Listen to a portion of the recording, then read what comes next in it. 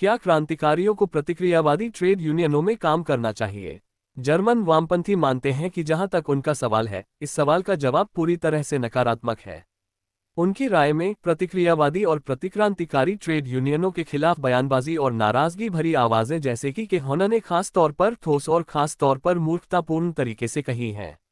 इस बात का पर्याप्त सबूत है कि क्रांतिकारियों और कम्युनिस्टों के लिए लेगियन प्रकार की पीली समाज अंधराष्ट्रवादी, समझौतावादी और प्रतिक्रांतिकारी ट्रेड यूनियनों में काम करना अनावश्यक और यहां तक कि अक्षम्य है। जर्मन वामपंथी चाहे इस तरह की रणनीति की क्रांतिकारिता के बारे में कितनी भी दृढ़ता से आश्वस्त हो, वास्तव में ये रणनीतियां बुनियादी रूप से गलत हैं और इनमें खोखले वाक्यांशों के अलावा कुछ भी नहीं है। इसे स्पष्ट करने के लिए मैं वर्तमान पुस्तिका की सामान्य योजना के अनुरूप अपने स्वयं के अनुभव से शुरू करूंगा, जिसका उद्देश्य पश्चिमी यूरोप में वह सब कुछ लागू करना है जो सार्वभौमिक रूप से व्यावहारिक, महत्वपूर्ण और बोल्शेविज्म के इतिहास और वर्तमान रणनीति में प्रासंगिक है। रूस में आज नेताओं, पार्टी, वर्ग और जनता के बीच संबंध, साथ ही सर्वहारा वर्ग की तानाशाही और उसकी पार्टी का ट्रेड यूनियनों के प्रति रवैया ठोस रूप से इस प्रकार है। तानाशाही सोवियतों में संगठित सर्वहारा वर्ग द्वारा की जाती है। सर्वहारा वर्ग बोल्शेविकों की कम्युनिस्ट पार्टी द्वारा निर्देशित होता है, जिसकी नवीनतम पार्टी कांग्रेस अप्रैल 1920 के आंकड़ों के अनुसार 611,000 सदस्य हैं। अक्टूबर क्रांति से पहले और बाद में सदस्यता में बहुत अधिक भिन्नता थी और 1918 और 1919 में भी ये बहुत कम हुआ करती थी। हम पार्टी के अत्यधिक विकास से आशंकित हैं, क्योंकि कैर्यवादी और धोखेबाज जो केवल गोली मारने के लायक हैं, अनिवार्य रूप से खुद को शासक पार्टी की पंक्तियों में घुसाने के लिए हर संभव प्रयास करते हैं। पिछली बार जब हमने पार्टी के दरवाजे खोले थे, सिर्फ मजदूरों और किसानों के लिए, तब 1919 की सर्दियों में यूडेनिच पेट्रोग्राद से कुछ ही मील की दूरी पर था और डेनिकिन ओरेल में था, मॉस्को से लगभग 350 मील की दूरी पर, यानी जब सोवियत गणराज्य प्राणघातक खतरे में था और जब दुस्साहसी, कैरियरिस्ट, धोखेबाज और अविश्वसनीय व्यक्ति आमतौर पर कम्युनिस्टों में शामिल होकर लाभदायक करियर बनाने की उम्मीद नहीं कर सकते थे और उनके पास फांसी और यातना की उम्मीद करने का अधिक कारण था।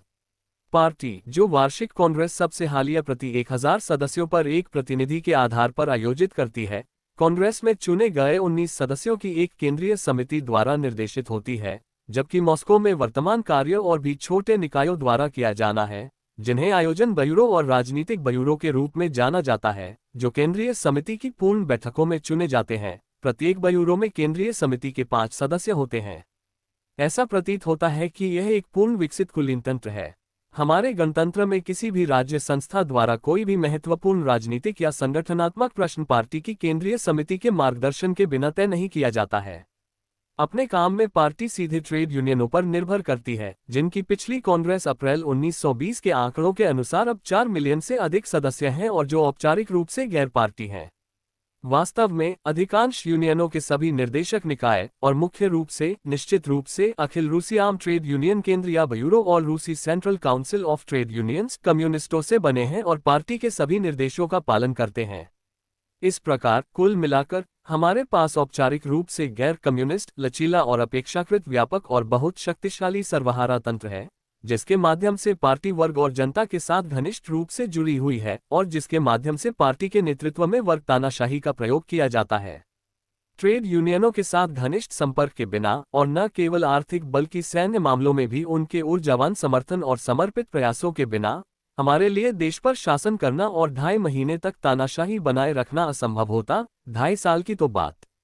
ही छोड़िए, व्यवहार में ये बहुत ही घनिष्ठ संपर्क स्वाभाविक रूप से प्रचार, आंदोलन, समय पर और लगातार सम्मेलनों के रूप में अत्यधिक जटिल और विविधतापूर्ण कार्य की मांग करते हैं, न केवल प्रमुख ट्रेड यूनियन श्रमिकों के साथ, बल्कि आमतौर पर प्रभावशाली ट्रेड यूनियन श्रमिकों के साथ। वे मेंशेविकों के खिलाफ एक दृढ़ संघर्ष का आह्वान करते हैं, जिनके पास अभी भी एक निश्चित, हालांकि बहुत छोटा अन्याय है, जिन्हें वे सभी प्रकार की प्रतिक्रांतिकारी चालें सिखाते हैं, जिसमें बुर्जुआ लोकतंत्र की वैचारिक रक्षा और यह उपदेश देना कि ट्रेड यूनियनों को स्वतंत्र सर्वहारा राज्य सत्ता से स्वतंत्र होना चाहिए, से लेकर सर्वहारा अनुशासन को तोड़ना आदि आदि शामिल हैं। हम मानते हैं कि ट्रेड यूनियनों के माध्यम से जनता के साथ संपर्क पर्याप्त नहीं है। हमारी क्रांति के दौरान व्यावहारिक गतिविधियों ने गैर पार्टी मजदूरों और किसानों के सम्मेलनों जैसी संस्थाओं को जन्म दिया है और हम हर तरह से इस संस्था का समर्थन, विकास और विस्तार करने का प्रयास करते हैं ताकि जनता के स्वभाव को देख सकें, उनके करीब आ सकें, उनकी आवश्यकताओं को पूरा कर सकें, उनमें से सर्वश्रेष्ठ को राज्य के पदों पर पदोन्नत कर सकें, आदि।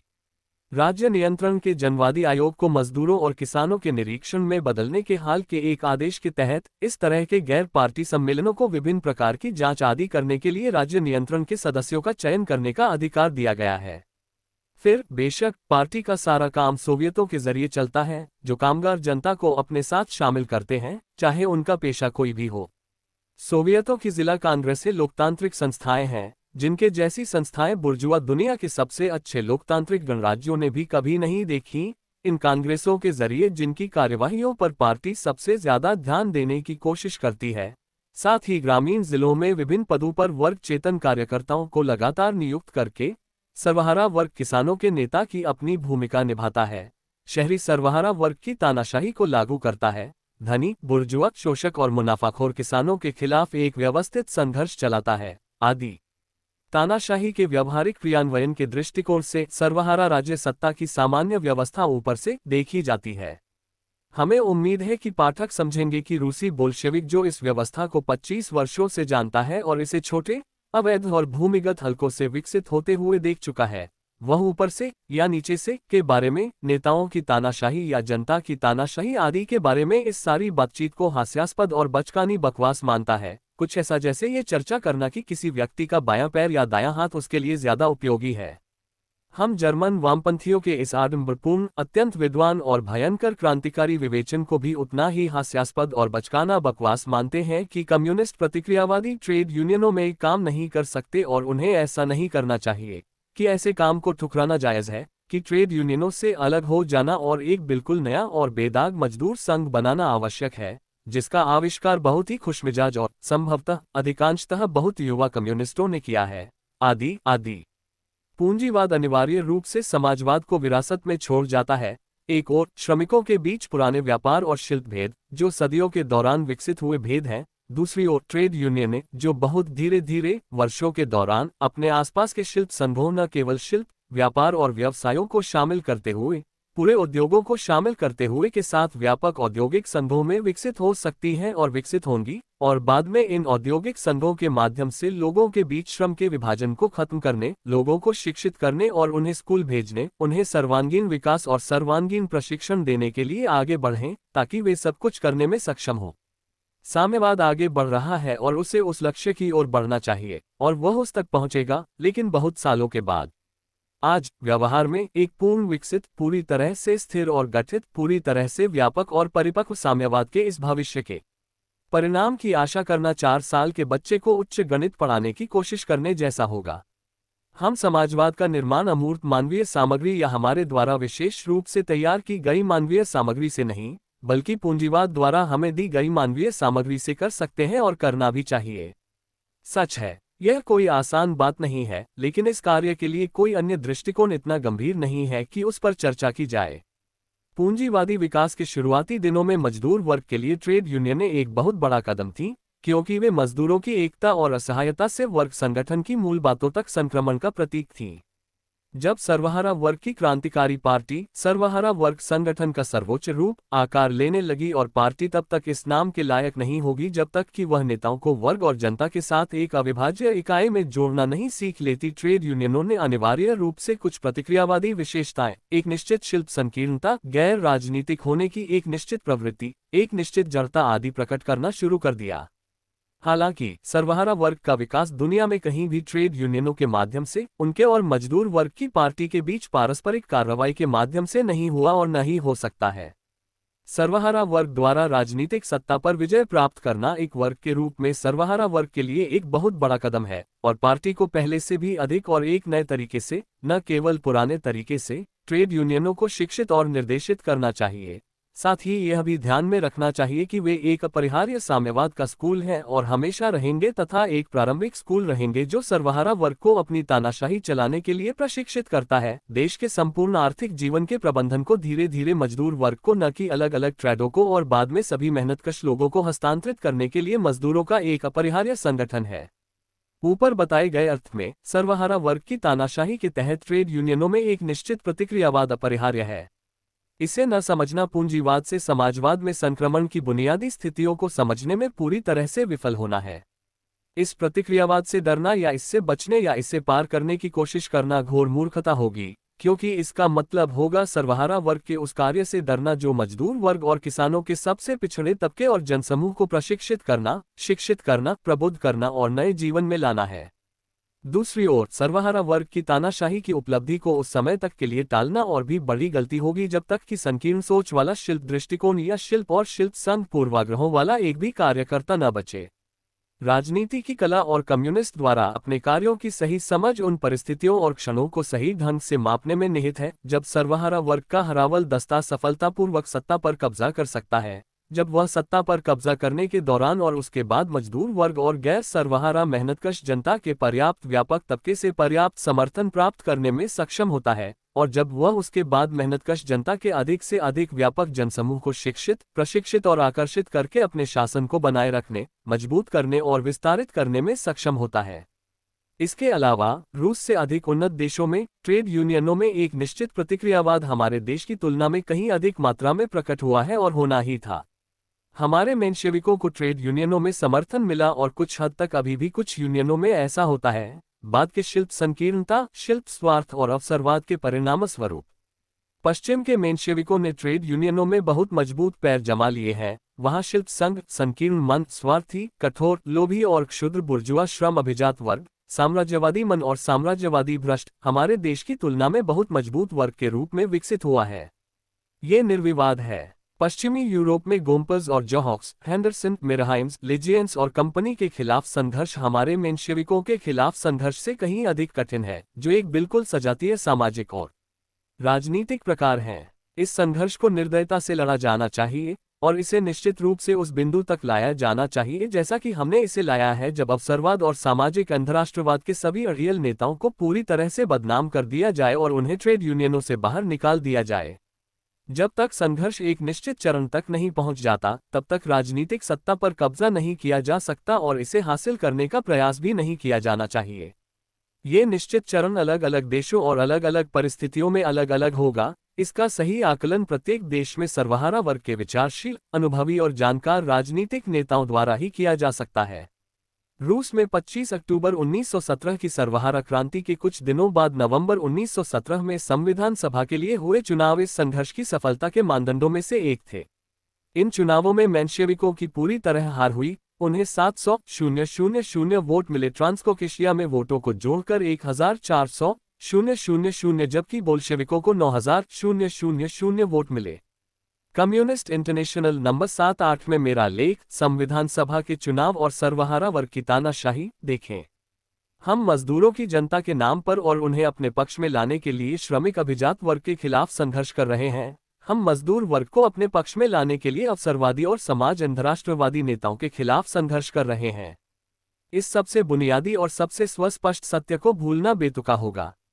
फिर भी यह वही बेतुकापन है जो जर्मन वामपंथी कम्युनिस्ट तब करते हैं जब ट्रेड यूनियन के शीर्ष नेतृत्व के प्रतिक्रियावादी और प्रतिक्रांतिकारी चरित्र के कारण वे इस निष्कर्ष पर पहुंचते हैं कि हमें ट्रेड यूनियनों से हट जाना चाहिए, उनमें काम करने से इनकार कर देना चाहिए और मजदूर संगठन के नए और कृत्रिम रूप बनाने चाहिए। यह इतनी अक्षम्य भूल है कि यह कम्युनिस्टों द्वारा पूंजीपति वर्ग को दी जा सकने वाली सबसे बड़ी सेवा के बराबर है। सभी अवसरवादी, समाज अंधराष्ट्रवादी और कोत्स्कीवादी ट्रेड यूनियन नेताओं की तरह हमारे मेंशेविक कुछ और नहीं बल्कि मजदूर वर्ग के आंदोलन में पूंजीपति वर्ग के एजेंट, जैसा कि हमने हमेशा कहा है कि मेंशेविक हैं या पूंजीपति वर्ग के श्रम लेफ्टिनेंट हैं, जैसा कि अमेरिका में डैनियल डी लियोन के अनुयायियों की शानदार और गहन रूप से सच्ची अभिव्यक्ति का उपयोग करते हुए कहा जा सकता है। प्रतिक्रियावादी ट्रेड यूनियनों में काम करने से इनकार करने का मतलब है अपर्याप्त रूप से विकसित या पिछड़े हुए श्रमिकों को प्रतिक्रियावादी नेताओं, पूंजीपति वर्ग के एजेंटों, श्रमिक अभिजात वर्ग या पूरी तरह से बुर्जुआ बन चुके श्रमिकों के प्रभाव में छोड़ देना। 1858 में मार्क्स को ब्रिटिश श्रमिकों के बारे में एंगेल्स का पत्र। ये हास्यास्पद सिद्धांत कि कम्युनिस्टों को प्रतिक्रियावादी ट्रेड यूनियनों में काम नहीं करना चाहिए, वामपंथी कम्युनिस्टों के जनता को प्रभावित करने के सवाल के प्रति तुच्छ रवैये और जनता के बारे में शोरगुल का दुरुपयोग करने को अत्यंत स्पष्टता से प्रकट करता है। यदि आप जनता की मदद करना चाहते हैं और जनता की सहानुभूति और समर्थन जीतना चाहते हैं, तो आपको नेताओं जो अवसरवादी और समाज अंधराष्ट्रवादी होने के कारण अधिकांश मामलों में सीधे या परोक्ष रूप से पूंजीपति वर्ग और पुलिस से जुड़े होते हैं। से कठिनाइयों या छोटी छोटी चुभन, छल कपट, अपमान और उत्पीड़न से नहीं डरना चाहिए, बल्कि जहां भी जनसाधारण मिल सके वहां अवश्य काम करना चाहिए। आपको किसी भी त्याग, सबसे बड़ी बाधाओं को पार करने में सक्षम होना चाहिए, ताकि आप उन संस्थाओं, समाजों और संघों में, यहां तक कि सबसे प्रतिक्रियावादी में भी व्यवस्थित रूप से, दृढ़तापूर्वक, लगातार और धैर्यपूर्वक आंदोलन और प्रचार कर सकें, जिनमें सर्वहारा या अर्ध सर्वहारा जनसाधारण मिल सके। ट्रेड यूनियन और मजदूरों की सहकारी समितियां कम से कम कभी कभी तो ही वे संगठन हैं जिनमें आम जनता पाई जाती है।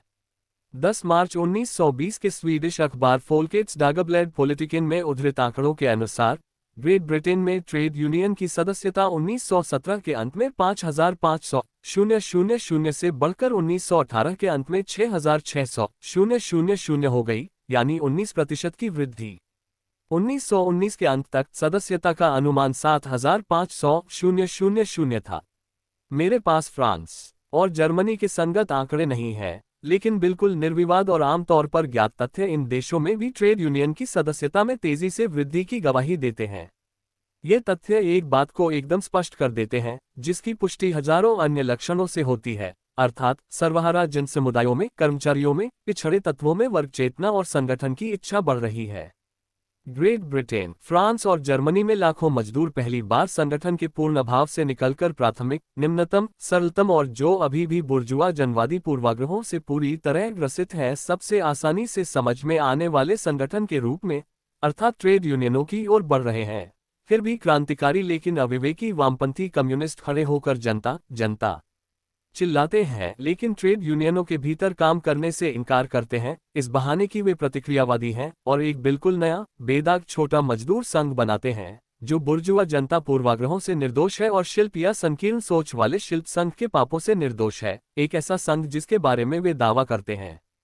एक व्यापक संगठन होगा। सोवियत प्रणाली और तानाशाही को मान्यता सदस्यता की एकमात्र शर्त होगी। ऊपर उद्धृत अंश देखें। वामपंथी क्रांतिकारियों द्वारा की गई क्रांति से अधिक अयोग्यता या क्रांति को अधिक नुकसान पहुंचाने की कल्पना करना कठिन होगा।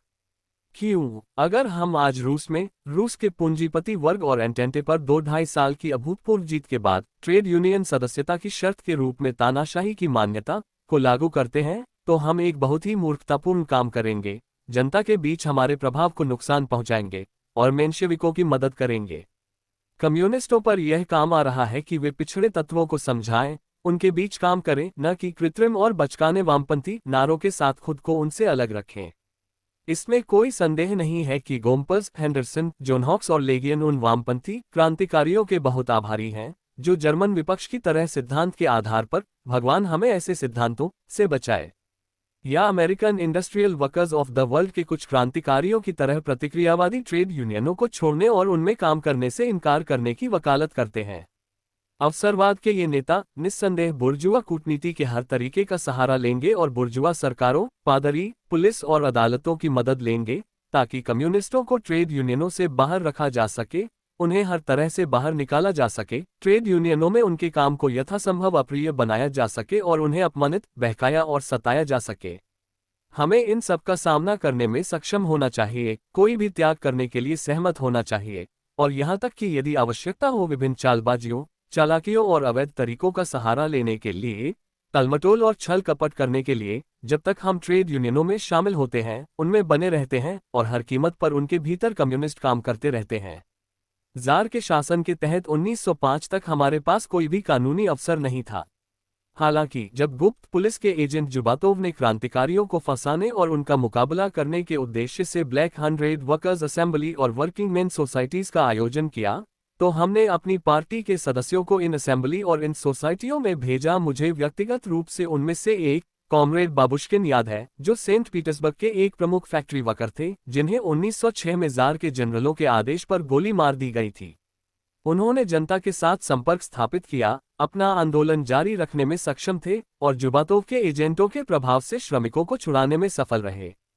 बेशक पश्चिमी यूरोप में, जो सबसे गहरी जड़ें जमाए हुए विधिवादी, संविधानवादी और बुर्जुआ लोकतांत्रिक पूर्वाग्रहों से भरा हुआ है, ये हासिल करना ज्यादा मुश्किल है। हालांकि इसे अंजाम दिया जा सकता है और दिया जाना चाहिए, और वह भी व्यवस्थित तरीके से। मेरी राय में तीसरे इंटरनेशनल की कार्यकारिणी समिति को सकारात्मक रूप से निंदा करनी चाहिए और कम्युनिस्ट इंटरनेशनल की अगली कांग्रेस से अपील करनी चाहिए कि वह आमतौर पर